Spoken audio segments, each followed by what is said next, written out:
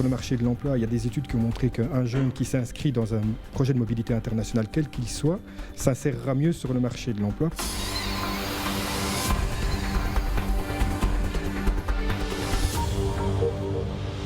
Bonsoir à tous, merci de nous rejoindre. Nous sommes le mardi 9 février. Marc Griffon, le directeur d'Inforjeunes Waterloo, assez convaincu par les séjours à l'étranger pour les jeunes.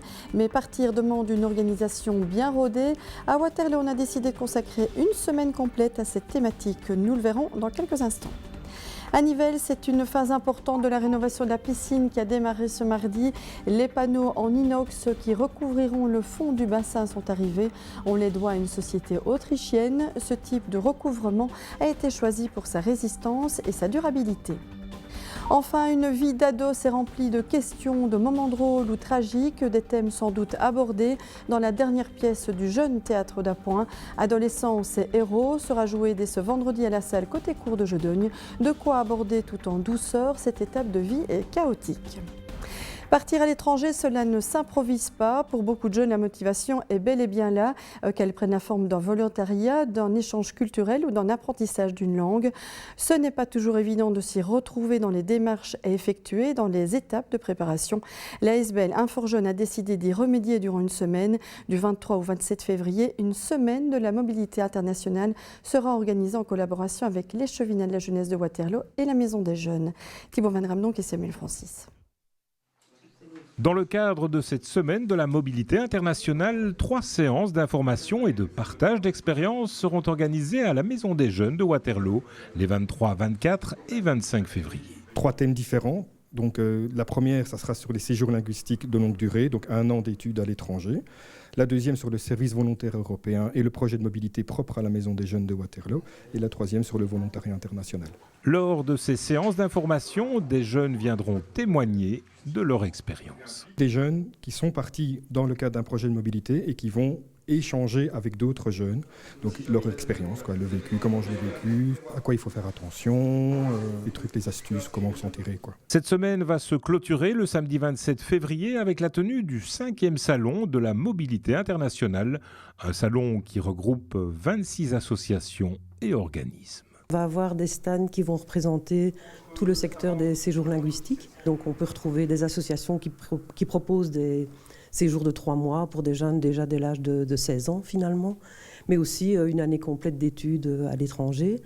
À côté de ça, on va retrouver des associations qui proposent du volontariat international, donc des chantiers dans différents pays.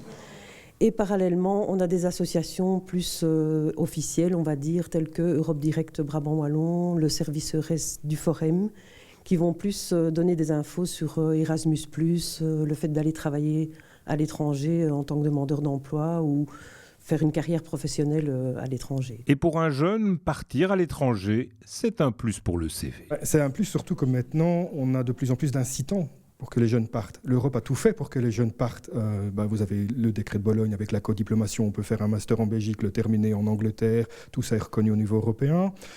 Sur le marché de l'emploi, il y a des études qui ont montré qu'un jeune qui s'inscrit dans un projet de mobilité internationale, quel qu'il soit, s'insérera mieux sur le marché de l'emploi. Pourquoi ? Parce que sur son CV, il y a une sorte de flexibilité, je suis ouvert d'esprit, je bouge, je suis mobile. Et donc ça, les employeurs, ils aiment bien, ils peuvent valoriser ça. Pour aider les jeunes à préparer au mieux leur voyage, la Fédération des Inforjeunes a publié une brochure. Une brochure qui s'appelle « Partir à l'étranger en 40 questions » et qui va répondre à toute une série de questionnements que le jeune doit se poser avant de partir. Donc, soit je suis étudiant dans le secondaire, qu'est-ce qui m'est offert comme possibilité, ou je suis demandeur d'emploi, qu'est-ce que je peux faire, quelles sont les démarches à accomplir et comment maintenir surtout mes droits sociaux lorsque je fais un séjour à l'étranger. Des jeunes qui partent en séjour à l'étranger, d'autres qui aimeraient habiter en Brabant Wallon, une province qui attire, jugez plutôt. En 20 ans, notre province a vu sa population croître rapidement pour atteindre les 400 000 personnes aujourd'hui. Dans des communes comme Jedogne, Incourt ou Mont-Saint-Guibert, le boom démographique est très important. Regardez ce reportage signé Mathieu Bonnier, Samuel Francis et Samy Lemloum. 58 000, c'est le nombre de nouveaux habitants dénombrés en Brabant wallon de 1994 à 2014, c'est-à-dire en à peine 2 décennies. Un chiffre très conséquent puisqu'on est passé de 335 500 Brabançons wallons au milieu des années 90 à 393 500 habitants 20 ans plus tard. Ça correspond à une augmentation d'environ 17% de la population, sachant par exemple la Wallonie c'est 8%, donc on voit le dynamisme brabançon là par rapport aux autres provinces de Wallonie. Alors le Brabant wallon est-il devenu le nouvel Eldorado? C'est en partie vrai, surtout si on remonte encore un peu plus loin dans la ligne du temps. Il y a eu une croissance de 70% de la population dans le Brabant wallon entre les années 70 et aujourd'hui. Dans les années 70, il y avait 240 000 habitants dans le Brabant wallon. Aujourd'hui, il y a pratiquement 400 000 habitants. Et ce chiffre risque de continuer à croître puisque selon les prévisions du centre démo de l'UCL, notre province devrait compter 430 000 habitants en 2026 d'ici 10 ans. Alors historiquement, l'évolution démographique en Brabant wallon s'est construite à partir du nord du territoire, à savoir dans les communes situées à proximité de Bruxelles. On peut dire qu'il y a un certain exode de Bruxelles, mais il existe depuis déjà longtemps, assez longtemps. Et en fait, il se reporte sur des communes de plus en plus éloignées de Bruxelles. C'est ce qu'on constate depuis même les années 90. Au fur et à mesure, les gens migrent de plus en plus loin de Bruxelles en gardant leur emploi sûrement à Bruxelles.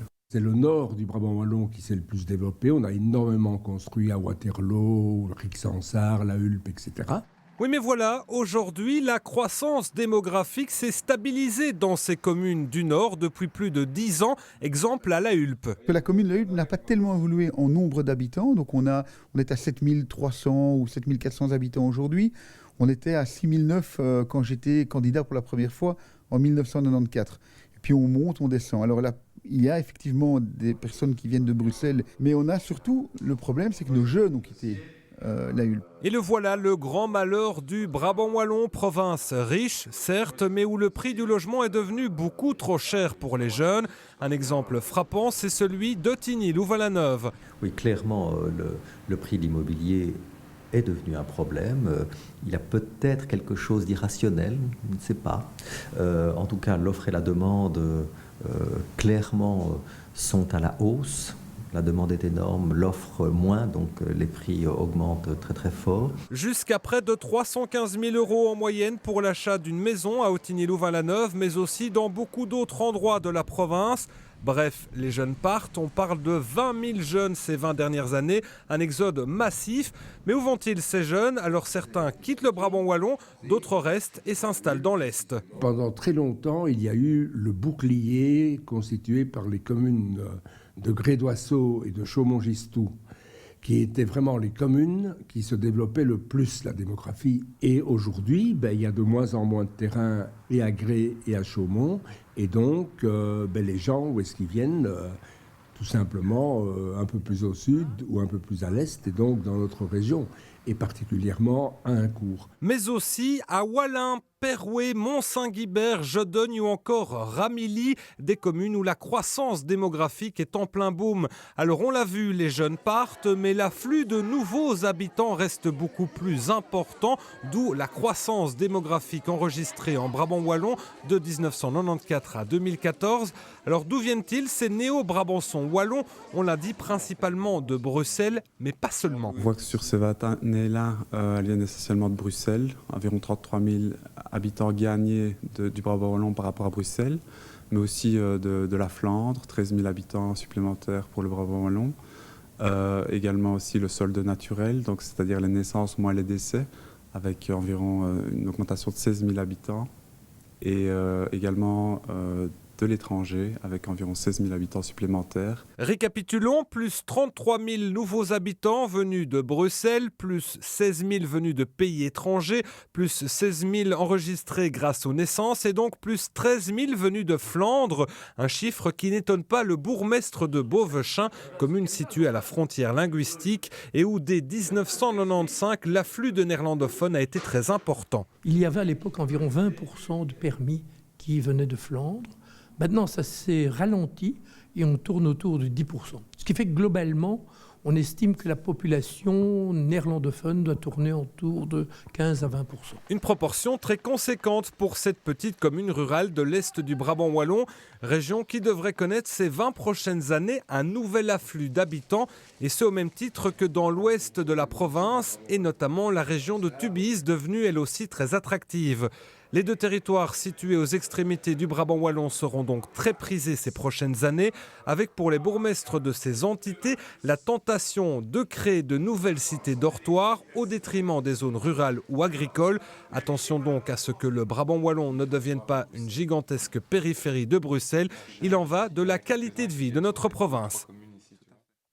Il pleut sans discontinuer depuis de nombreuses heures du côté de la Dyle. Si le niveau est élevé de même que le débit, il n'y a pas encore de crainte à avoir. Seuls certains terrains de sport, comme ici au RJ Wavre, on va bientôt le voir, sont touchés. Par contre, à l'ouest de la province, la situation est plus inquiétante.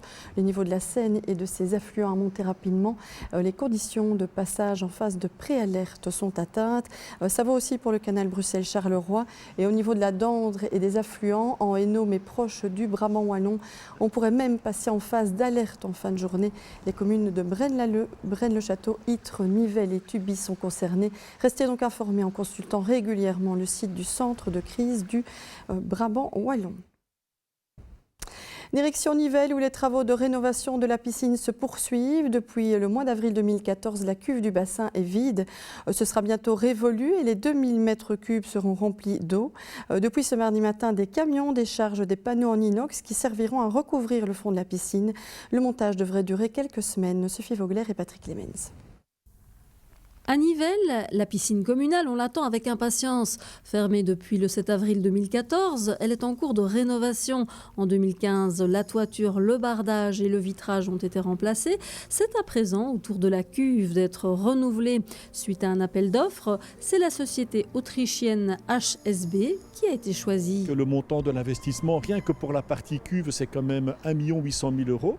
Et donc la cuve a été fabriquée en Autriche et c'est vrai que les premiers éléments sont en train d'être déchargés aujourd'hui. En premier temps, la première étape, dans les 3 semaines, une grande partie sera pratiquement finie. L'entourage devrait être fini. Ensuite, il restera les canaux de fond à faire. Et en gros, en 5 semaines, la première partie sera finie. Et il y aura une deuxième étape à faire pour mettre les fonds de bassin. C'est quoi l'avantage de l'inox ? L'avantage déjà de l'inox, c'est que c'est étanche par rapport au béton. Le béton, tôt ou tard, n'est plus étanche. Ensuite, il y a beaucoup moins de chlore. Donc avec moins de chlore, c'est beaucoup plus sain pour la santé. Il n'y a pas les mêmes bactéries. Et ensuite, c'est tout du recyclable par la suite. Nous espérons vraiment qu'elle va durer 30 ans, voire plus. Et donc les avantages, c'est en termes de résistance, puisqu'il se fait qu'à Nivelles, nous avons non seulement un club de plongée, mais également un club de nage avec palme. Donc ce sont tous des éléments qui pouvaient abîmer une matière synthétique. Nous espérons évidemment qu'avec l'inox, nous n'ayons pas ce genre de problème. La cuve en inox de 2 mm d'épaisseur sera longue de 50 mètres, de quoi plaire aux nombreux sportifs. La ville de Nivelles, de par son réseau scolaire, est en fait une ville qui rayonne, donc il y a énormément d'adolescents qui viennent à Nivelles et donc il est impératif de pouvoir les initier à la natation, d'où cette piscine qui a été initialement, elle a été inaugurée en 1974, donc elle a déjà plus de 40 ans. Et en plus, à Nivelles, nous avons également des étudiants qui apprennent qui deviennent profs de gym. Donc il est nécessaire vraiment d'avoir cette piscine. C'est vrai que la piscine rayonne donc au-delà des frontières de la ville. Et donc nous pensons qu'une piscine doit vraiment avoir des subsides supracommunaux, bien sûr. Le coût pour l'ensemble des travaux s'élève à 9 millions d'euros, dont la moitié est subsidiée par la région wallonne et la province.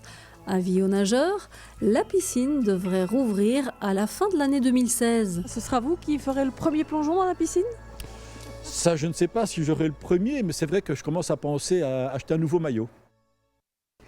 L'événement affiché complet et c'est bien normal puisqu'il est quasiment le seul en Brabant wallon à être organisé sur le thème du carnaval en ce jour de Mardi Gras. C'était la fête ce 9 février au Hall Baudouin 1er à Jedogne. Enfants, parents, grands-parents étaient conviés à une après-midi récréative. Au programme des grimages, des jeux en tout genre, du cirque, des ateliers bulles et autres parcours d'orientation. 3 représentations du spectacle La Porte du Diable par les Royales Marionnettes étaient prévues.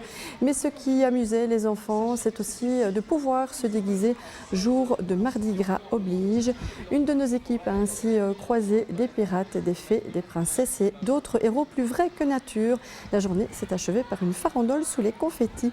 Les images sont signées Patrick Clemens. Le sujet dans son intégralité dans l'édition de ce mercredi. Des ados croqués, décortiqués, analysés, voilà en quelques mots le thème de la nouvelle pièce proposée par le Jeune Théâtre d'Appoint. Adolescents, c'est héros, sera joué dès ce vendredi à la salle Côté Court de Jedogne. On y parle de la vie, des soucis, des joies et des bonheurs de nos jeunes à la croisée des chemins. Sophie Vogler et Dominique Tourné ont assisté à une répétition.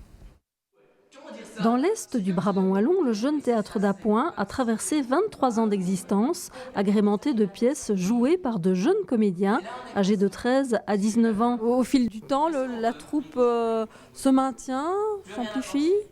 La troupe se maintient, ça fonctionne bien, à tel point qu'il y a des listes d'attente pour rentrer au niveau des jeunes. Il y a une chouette ambiance entre nous, on s'entend bien, donc c'est toujours chouette de recommencer une année comme ça. Et puis on apprend plein de nouveaux trucs chaque année. Pour se lancer là-dedans, quels conseils on donnerait à des jeunes? À des jeunes, c'est dans un premier temps de venir voir comment ça se passe en tant que spectateur. Et ça peut les motiver à rentrer et à s'investir aussi. J'ai toujours aimé le théâtre depuis que je suis toute petite. Et en fait, ma sœur a fait 3 ans dans la troupe ici. Et elle est partie juste l'année à passer. Donc ça m'a donné envie d'y entrer à mon tour. Pour partir à la rencontre de ces jeunes, pourquoi ne pas réserver une soirée de février, l'un des 3 week-ends à venir? Et ce n'est pas une, mais 2 pièces qui sont proposées. Elles sont l'œuvre de Régis Duquet, un auteur belge qui écrit pour les adolescents. Donc on a choisi Les bords de mer et Les héros, qui n'ont pas de premier abord de lien entre eux, mais qui sont liés en fait parce que c'est des groupes d'adolescents qui sont soit à la mer, soit dans une ville imaginaire et qui réagissent face à une situation. Putain les gars, qu'est-ce qu'on est bien! Ouais c'est vrai, ouais. Qu'est-ce qu'on est bien! On est super bien là! Putain oui, il n'y a pas 2 jours, on était le nez dans nos bouquins, dans nos cours, courbés sur nos feuilles quadrillées, sur nos encres bleues marines. Donc dans le bord de mer, ils s'ennuient, ils cherchent quelque chose qu'ils ne trouvent pas vraiment. C'est une pièce assez légère, qui aborde la vie des adolescents de manière humoristique, tout en restant assez réaliste.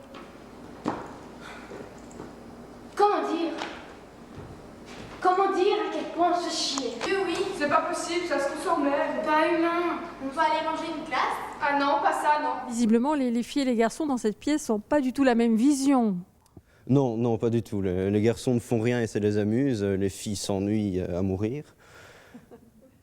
Est-ce que c'est comme ça dans la vie de tous les jours?